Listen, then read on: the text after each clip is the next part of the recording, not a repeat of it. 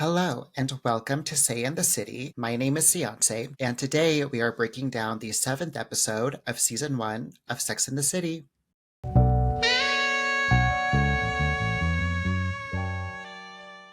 The Monogamists was written and directed by Darren Star, which I'm going to talk about at the end, so let's dive in. We open the episode with this stunning view of Manhattan. We are focused on the Twin Towers with a really great representation of the sheer size of Manhattan, since we're looking all the way from the financial district on the southern point of the island to just past the Empire State Building.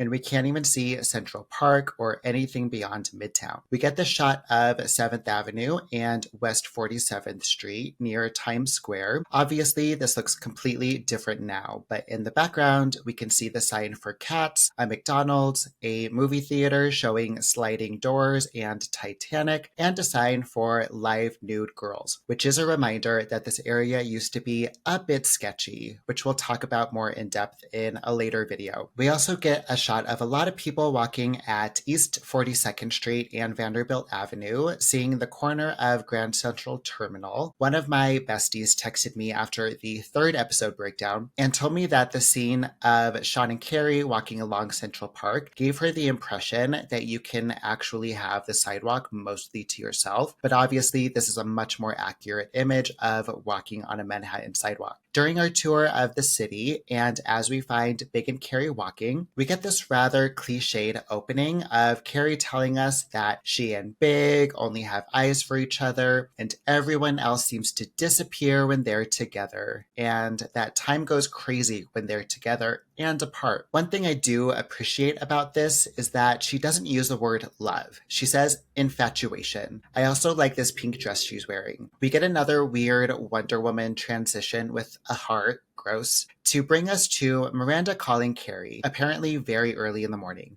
Miranda's like, hello, you dick. Carrie apologizes in a way by saying, I don't think I've ever been hit this hard since, no. You know what? I'm not going to compare it to anything else because everything else has always ended. So they do a good job here of sidestepping the past. We're only going to get a few references to past relationships throughout the series. One of Miranda's comes up in the season 2 opener, and we actually meet one of Samantha's in another season 2 episode. But other than those, we really have no idea what kind of people Carrie specifically dated before Mr. Big came into the picture. We kind of got an idea with Kurt in the pilot episode, but that's it. Of course, we'll talk about this a lot more in a future video. But this is our first look at Miranda's apartment, so she's the last one to invite us in. Strangely enough, she keeps the same bed frame throughout the duration of the series. And other than Carrie, she's the only one who does that. Anyway, they decide to get all the girls together for dinner that night. Carrie tells Miranda it'll work because Big's got this dinner thing.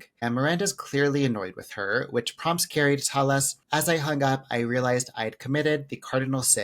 I had forsaken my girlfriends for my new boyfriend. And if this kind of thing annoys you, just buckle in. Carrie does this too often. This brings us to dinner later that day, where they all confirm that Carrie is indeed an asshole, and then Charlotte catches Carrie up on everything. Miranda worked, no surprise, but we do also get a first look at her office, which is properly accurate to an attorney's office, complete with leather-bound law books and that weird pen stand thing. Has anyone ever actually used the pens in those things? I do also have to say, Miranda's office is incredibly organized with very little clutter. The man whom I refer to as the sperm donor was an attorney, so I spent a lot of time in attorneys' offices growing up, and none of them was ever this manageable. Clearly, Miranda has a very good assistant or secretary. Samantha's apparently looking for a new apartment, and Kim Cattrall draws a pretty impressive circle in this New York Times paper. She's searching in the East Side section, and we can see specific listings for Douglas Elliman Real Estate, which is a real agency that's still in business. Charlotte, though, wow. Charlotte was practically engaged to Michael Conway, played by Jack Koenig. He's worked fairly regularly in television, but seems to be more of a theater actor. Charlotte tells Carrie that he might be the one, and Samantha and Miranda agree, saying they met him and he's perfect. Miranda tells her her that even his dog is perfect, which we'll come back to later. Also, look at the cute little wedge sandals that Charlotte's wearing in the park. Speaking of the park, Charlotte meets Michael in Union Square Park. We can see the side of the Independence Flagstaff, also known as the Charles F. Murphy Memorial Flagpole, as she walks. For some reason, they're doing this point of view thing to show each character speaking directly to Carrie, which is an interesting choice. I don't remember seeing this happen quite like this ever again. But this is also one of the few times that all of the main cast is addressing Carrie only and not each other. Once they start talking as a group again, we're back to normal. Anyway, through Carrie, Charlotte tells us last night after Michael took Charlotte to the Philharmonic, they went back to his place and began the classic dating ritual, the blowjob tug of war.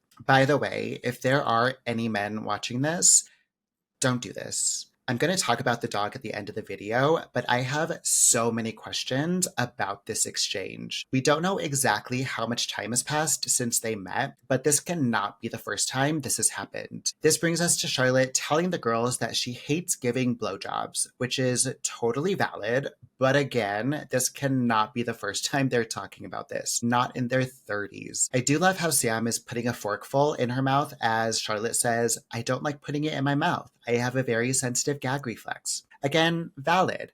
But Charlotte does eat popsicles, but can't suck a dick. Got it. Miranda brings up swallowing, which I'm not going to comment on now, but put a pin in that. And she says, oral sex is like God's gift to women. You can get off without worrying about getting pregnant. Kennedy, call the Uber. Kennedy, call the Uber! Tell me a man wrote this episode without telling me a man wrote this episode. And then Samantha says, plus the sense of power is such a turn on. Maybe you're on your knees, but you got him by the balls. Again, put a pin in this, but for some reason, Charlotte's response is, now you see, that is the reason I don't want to go down this road. What? What's the reason for what? Is Charlotte pulling some random Trout Wife bullshit right now? Real quick though, let's talk about their outfits. Carrie is wearing a blue dress that's similar to the Marc Jacobs dress she wore in the alternative credits that we discussed in the previous episode breakdown. This one has that weird 90s two-tone thing going on where the top fabric is sheer and you can see the base color of the dress, which in this case is white. I'm so glad this stopped being a thing. We can also see that Carrie has the same purse she had on the big date last episode.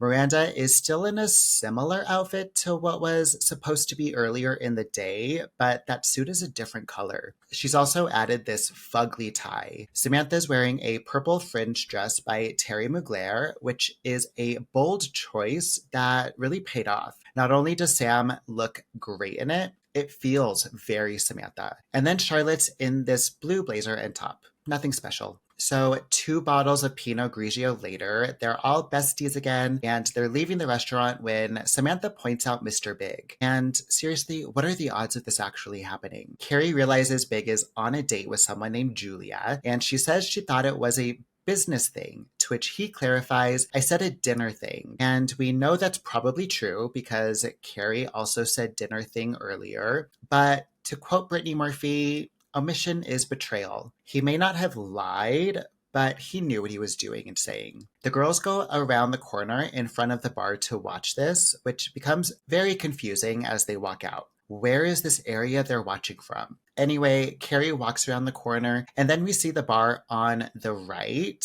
but it can't be as squarely behind them as it looks when we see them watching. Anyway, I don't want to get caught up on this, so let's move on.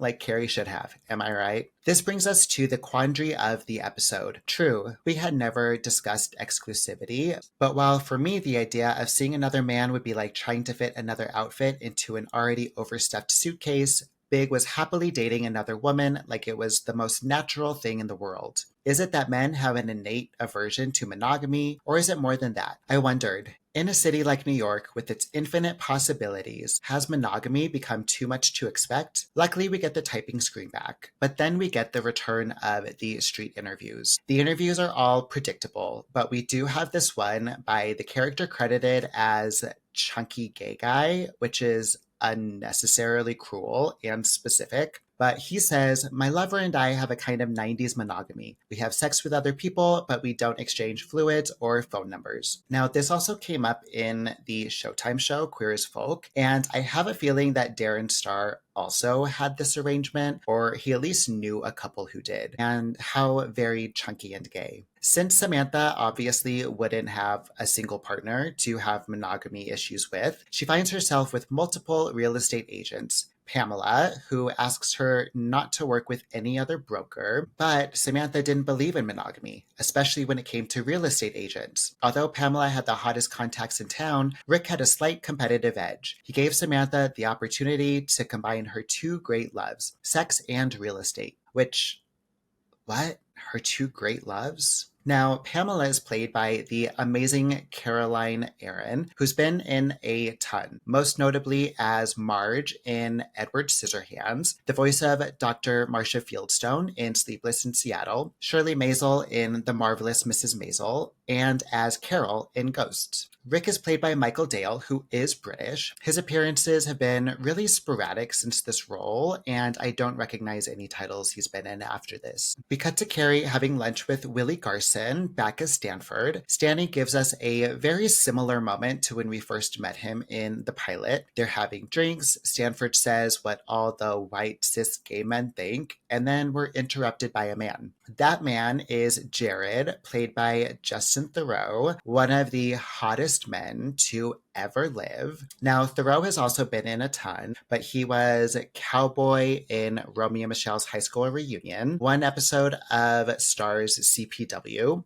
Timothy Bryce in American Psycho, Marshall in The Broken Hearts Club, Seamus O'Grady in Charlie's Angels Full Throttle, Kevin Garvey in HBO's The Leftovers, and Rory in Beetlejuice. He will also play another writer, Vaughn, next season. And you may remember from my episode 5 breakdown that he went to Bennington College, the same alma mater as Bret Easton Ellis and Donna Tartt. Now, I haven't seen this confirmed anywhere, but I'm pretty sure Ellis served as some inspiration for Jared. Ellis was already in his 30s by 1998, but he was friends with Jay McInerney, who also likely gave some inspiration since the two were infamous for their partying. Another fun side story, recently Vanity Fair asked Instagram who the worst man was on Sex and the City, and Justin Theroux said Jared. And he's not wrong, but I'm going to put my own list together. Anyway, Jared brags about getting a kick-ass review in Entertainment Weekly, which is a weird flex. It's not like it's Vanity Fair or the New York Times or something. He's also wearing the ugliest fucking shirt and has on a leather cuff. So obviously this man is a monster. But Stanford looks like Valentine's Day, so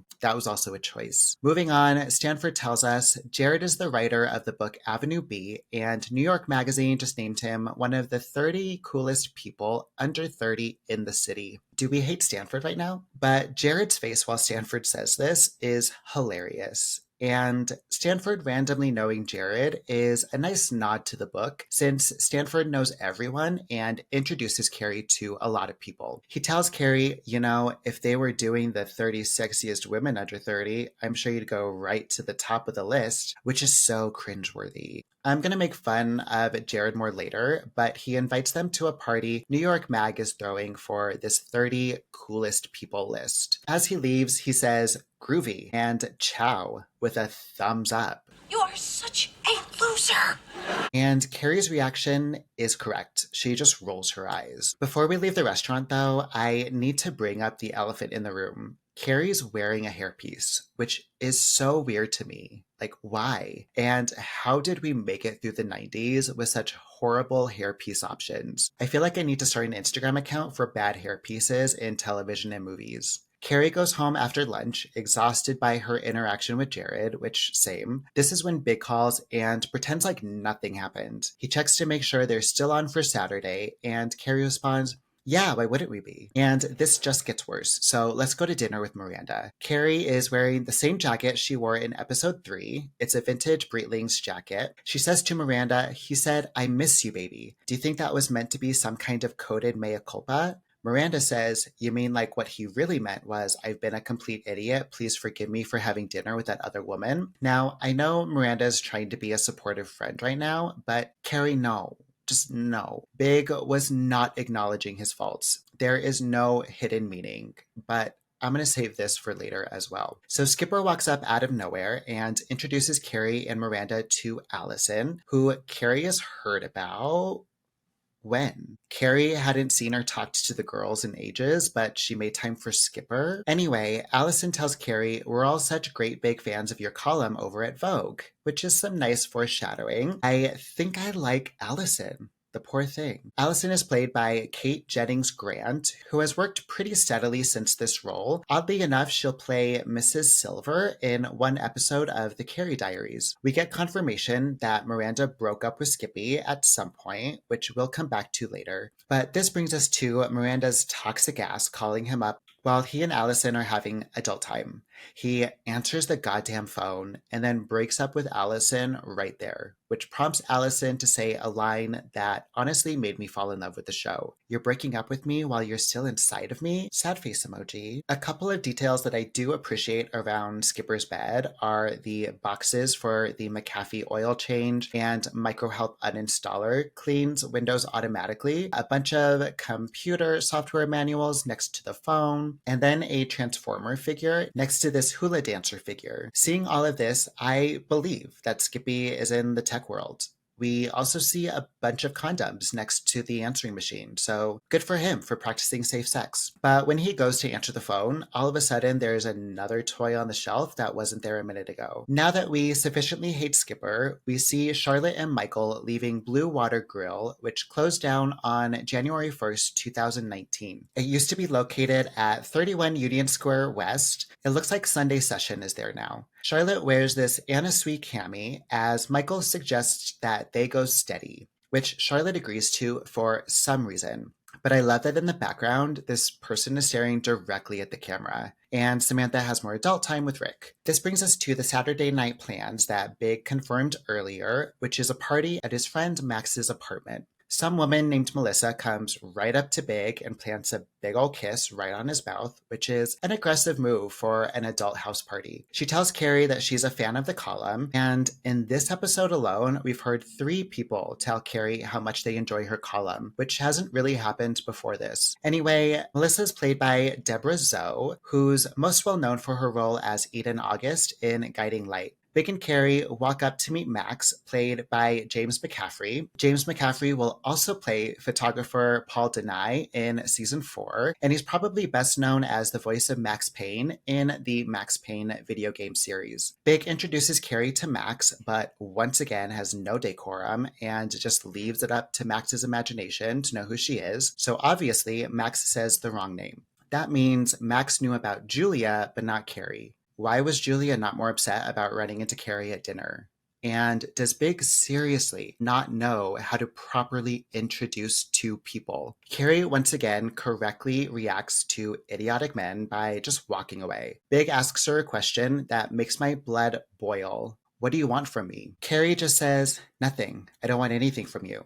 And leaves. As she walks away, she tells us, I felt like a fool. I had gone so far out on a limb with my feelings that I didn't realize I was standing out there alone. Carrie decides to go to Jarrett's party. As she stands there lighting her Merit Ultralight, we get a better view of her silver Calvin Klein dress, which seems overly formal for either party, but she does look great in it. She runs into Stanny, who looks so much better in this outfit than the Valentine's Day massacre from earlier. We then cut to Miranda and Skipper in Miranda's bed as they giggle and realize that they have drastically different expectations for this relationship. Miranda doesn't want anything serious, while Skipper has fallen for her extreme toxicity. Finally fed up though, he gets up and yells at her, I'm not your private stud horse, Miss Dial-a-Fuck. And that line is going in the vault. Men really enjoy yelling at and insulting Miranda. We then catch up with Charlotte and Michael on the couch again. He proves that he's still disgusting, and when she says she hates it, he tells her, you'll get used to it. What? This is not something that should ever be said to a woman, let alone one in her 30s. what is he, 15? He continues being the worst, and I have to say it. If Charlotte had listened to Samantha in the previous episode, she could have saved herself a lot of time. If Charlotte had told him she hates giving blowjobs the first time he tried that shit, which should never have happened in the first place, she could have learned this about him before going steady. Anyway, she correctly walks out of his life as Carrie says Michael was upset, but Butterscotch seemed pleased. She was finally back in her monogamous relationship.